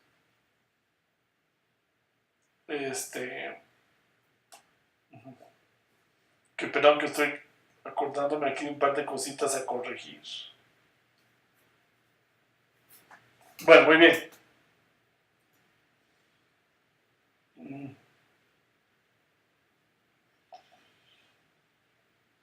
¿Por qué el ejemplo de Build no lo convierte a TS? Digamos porque lo que estaba usando era regresión normal y ahí lo pude convertir a TS, pero debí convertirlo a TS, no importa. Digamos, ven que aquí sí lo hice con el cajero. Entonces las regresiones se pueden usar con TS y sin TS. Aquí lo hice como un polinomio nada más. O es que el Levit ya era un TS. Déjenme ver. Pero se puede hacer sin que sea un TS o siendo un TS. Yo creo que es que Levir ya era un TS. No, no. Bueno, no importa, pero la regresión se puede usar con vectores o con TS. No hay problema. Porque en eso no interesa tanto las fechas ni nada.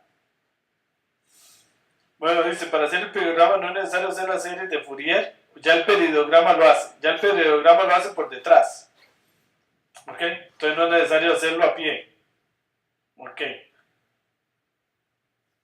Ok, sí, la fórmula incluye la serie de Fourier, pero por dicha R lo hace directamente. Les voy a explicar cómo lo hace él. Vean. Tengo la data del lago Hurón, de los niveles del lago Hurón allá en Canadá, si mal no recuerdo, desde 1972 hasta 1875. Y un dato por año. ¿Ok? Ahí está mi lago, mi crecimiento. Aquí sí, este es un objeto TS, ¿verdad?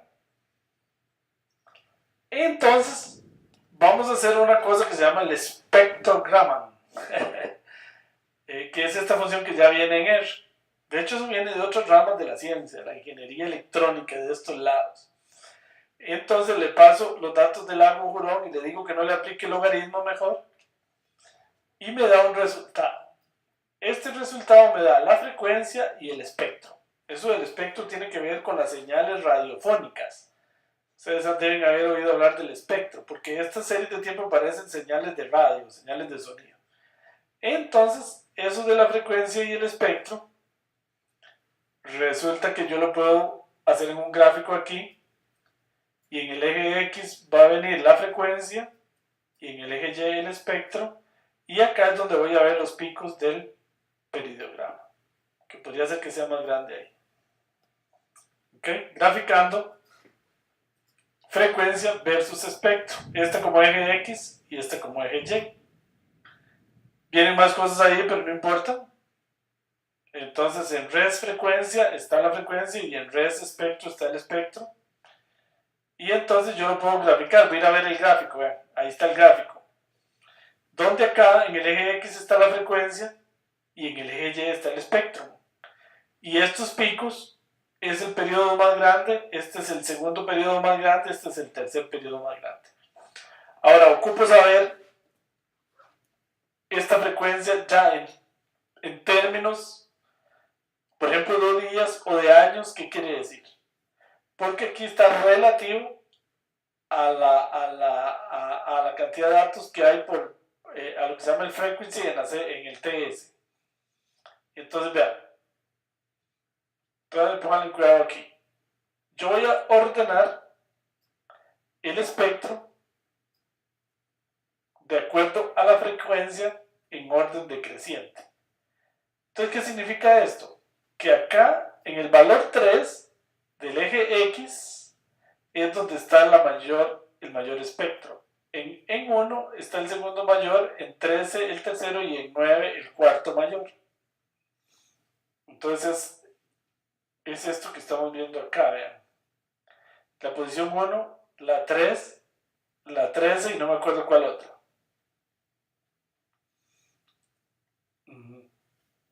Ok.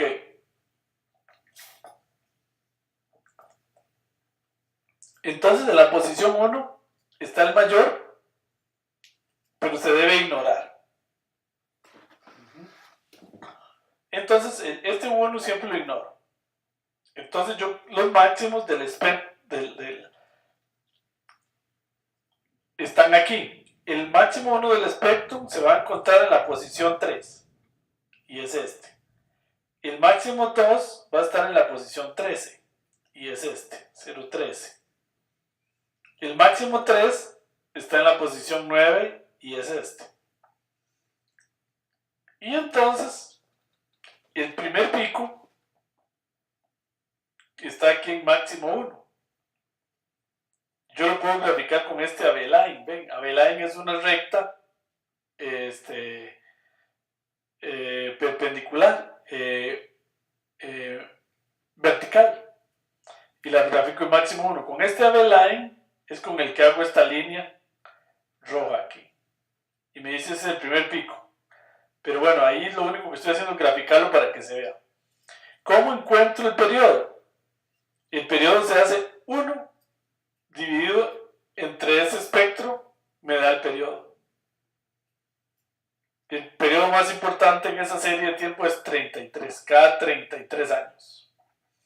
¿De dónde sale este 1? Este 1 es la frecuencia de la serie de tiempo, eso es muy importante. En este caso recuerden que es 1, porque tenemos un dato anual. Si fueran 12 datos al año, aquí van 12. Aquí va la frecuencia de la serie. Si fuera 365, ahí van 365. Si fueran 5000, ahí van 5000. Luego el segundo periodo es el máximo 2. Y ese máximo 2 es 1. El periodo real ya es 1 entre máximo 2, es 769. Casi siempre se redondea, se hace la parte entera, se le quitan los decimales, entonces estamos diciendo que el segundo periodo más importante son 7 días. Me dice que cada 7 días, cada 30, cada 7 días. Y el tercer pico normalmente se estudian 3.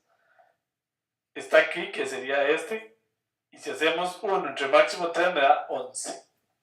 Más o menos entonces cada 11 años. Bueno, voy a hacer otros dos ejemplos para que les quede más claro. Bueno, digamos la serie de ventas de cervezas. La leo, la convierto en un TS. Le digo que empieza en 1956 y que la frecuencia es 12. Calculo el espectrogram que me da la frecuencia y el espectro. Entonces yo grafico simplemente el periodograma, es graficar esto en el eje X versus esto en el eje Y. ¿Ok? Y si lo grafico, voy para abajo, ahí está. Ahí se ve que hay 3 periodos. Este que se ignora y estos 2. El primer pico siempre se ignora. ¿Ok? Porque el primer pico sería toda la serie. Bueno, entonces voy a tratar de descubrir cuáles son esas frecuencias. Se hace igual, vean. Yo ordeno el espectro respecto a la frecuencia. ¿Qué quiere decir esto? Que me va a salir aquí ordenado el espectro. Y me dice que en la posición 40 de la frecuencia es donde está el espectro más grande. Luego el segundo más grande en la posición 1 que se ignora.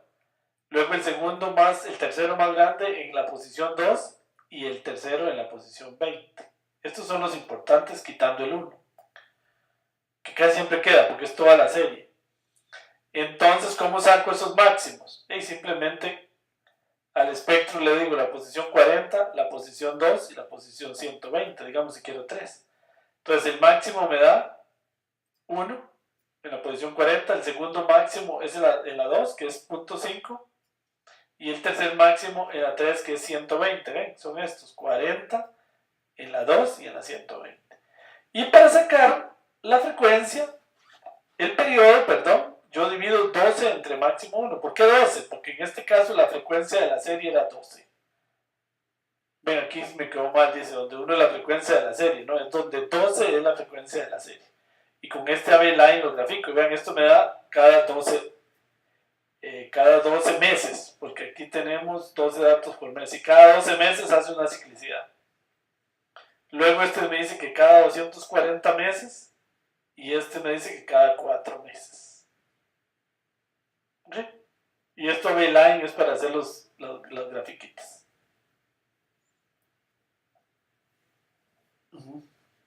El cajero 104. Vamos a hacer lo mismo. Leemos el cajero. Lo convertimos en TS. Calculamos el espectrogram. Lo ordenamos. Y aquí le pedí de una vez los tres primeros. Entonces aquí está la frecuencia máxima 1, que es en la posición 71. La frecuencia máxima 2, que es en la posición 154. Y la frecuencia máxima 3, que es en la posición 309. Y da muy bonito. Aquí hago 365 entre máximo. ¿Por qué 365? Porque la frecuencia del cajero es 365. Y entonces me da muy interesante. El periodo me dice que hay cada 23 días, cada 52 días. No, perdón. Esos no son, esos son los máximos. Ya haciendo la división, el periodo más importante es cada 15 días, como yo les había dicho antes. El segundo más importante es cada 7 días.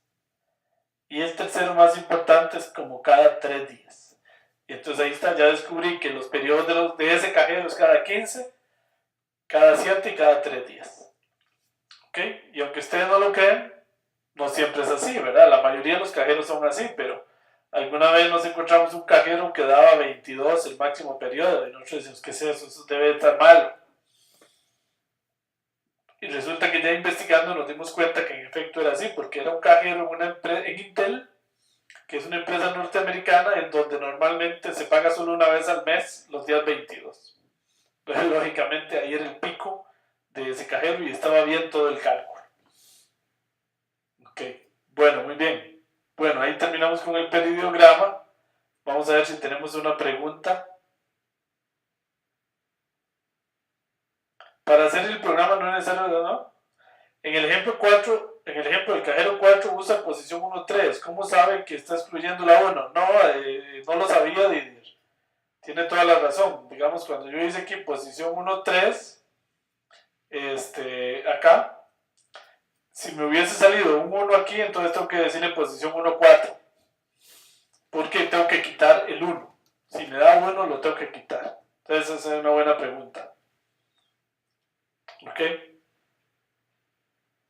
Puedo hacer una pregunta de micrófono.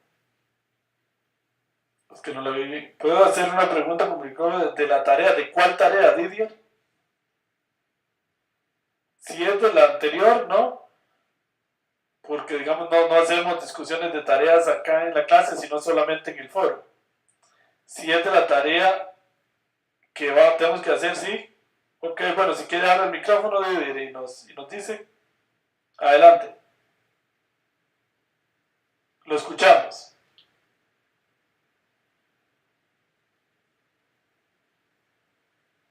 Adelante, Didier. ¿Sí? ¿No lo escuchamos, Didier? Bueno, mientras tanto puedo ir a buscar la tarea. Déjenme ver si aquí tengo la tarea 2017 versión 2.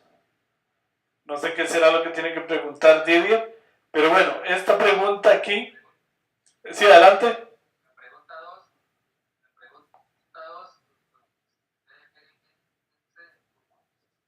Un archivo vemos en un curso pasado. Sí, correcto. Yo creo que en ese curso que usted menciona ahí no vimos ese archivo.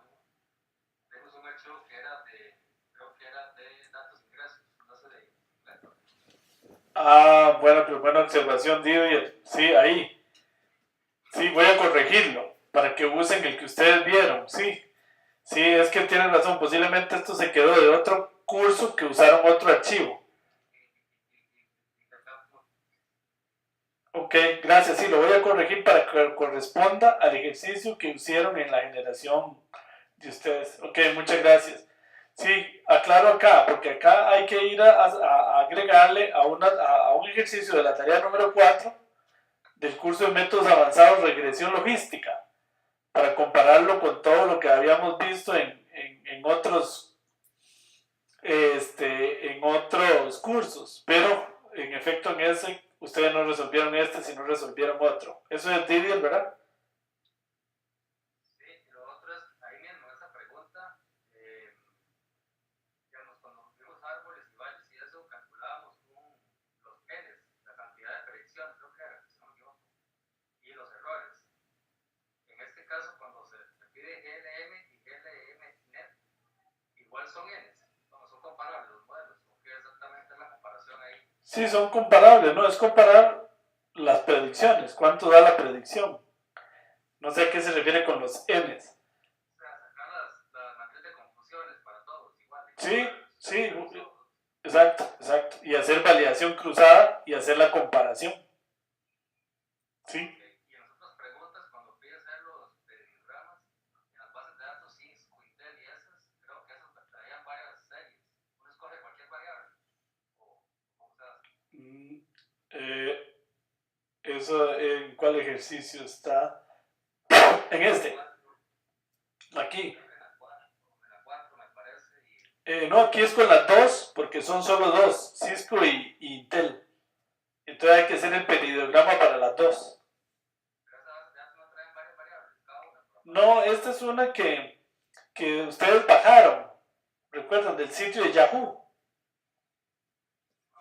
Entonces son solo para esas dos, para Cisco e Intel. Y si es el archivo, no recuerdo, si es el que tiene muchas, es solo para esas dos, para las acciones de Cisco e Intel. No es para todas. Sí, se podría volver muy tedioso.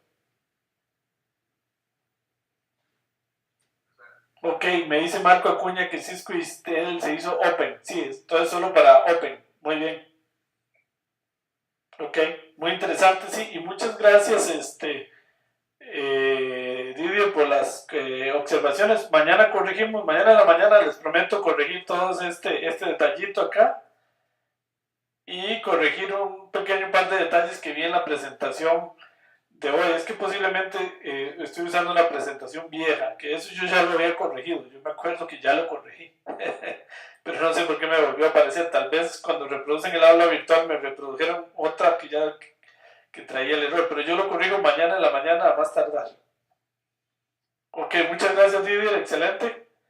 Excelentes observaciones y bueno, cualquier cosa, si ya se les perdió el archivo o así, me dicen. Espero tengan las tareas por ahí guardadas, porque la idea es a la tarea que hicieron en el curso de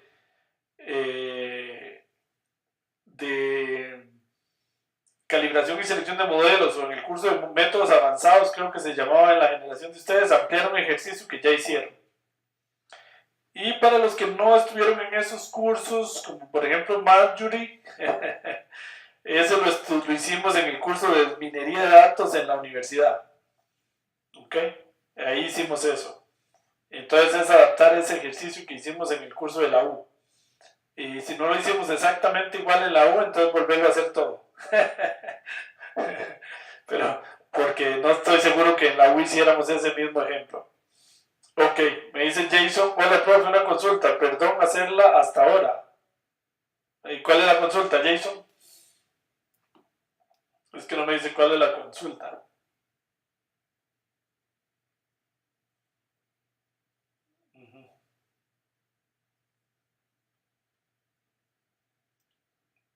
Ok, bueno. Entonces vamos a darle un tirito a Jason, a ver, ya casi dele tiempo. Ya casi dele tiempo, me dice Marco.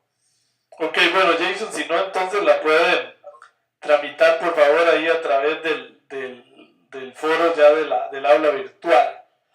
Porque el problema es que ya la grabación lleva casi 2 horas y si nos pasa de 2 horas y unos minutos, ya no nos podemos subir en el canal de YouTube porque queda demasiado grande. Ok. Bueno, con mucho gusto, Jason, por favor colóquela en el foro. Mañana en la mañana le prometo darle la atención debida, este servidor o Carlos. Bueno, muy bien, entonces vamos a abrir acá para despedirnos. Yo sé que ha sido una clase bastante pesada, llena de detalles, pero bueno, así son las clases. Para eso la ventaja es que ahí queda el video grabado y seguimos en contacto a través del chat. del foro, perdón, para ir aclarando dudas que como siempre van surgiendo. Ok, este curso de series de tiempo es un curso bastante denso porque de hecho yo en este momento estoy dando un curso de series de tiempo en la maestría en matemáticas aplicadas de la Universidad de Costa Rica y el curso toma 4 meses completos con lecciones de 3 y 5 horas semanales para poder estudiar la temática a fondo y completa. Es un tema bastante amplio el tema de series de tiempo. Ahora, en este curso van a ver que ustedes se llevan una muy buena idea de qué son las series de tiempo y de cómo se usan y para hacer predicciones, porque es de los temas que más se pide la industria, el tema de series de tiempo. Bueno, muy bien, un gustazo haberlos visto el día de hoy. Muy buenas noches y nos vemos de hoy en otro día, Dios mediante. Buenas noches, gracias.